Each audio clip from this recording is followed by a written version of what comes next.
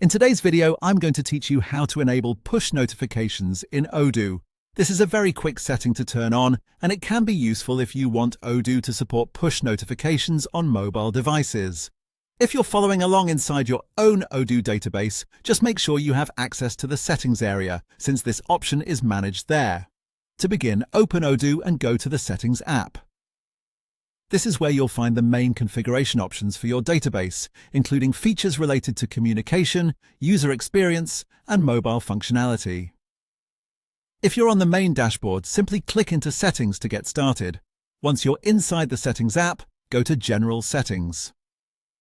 This section contains a wide range of system-wide options, so if the page looks long or detailed, that's completely normal. Take your time and scroll as needed until you reach the area related to mobile features.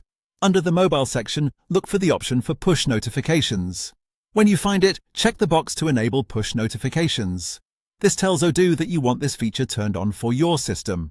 It's a simple change, but it can be important if your users rely on mobile access and want to receive updates more efficiently. After checking the box, make sure your change is saved if your Odoo version requires it. In many cases, configuration changes in settings need to be saved before they actually take effect, so it's always a good idea to confirm that the setting has been applied successfully. And that's it.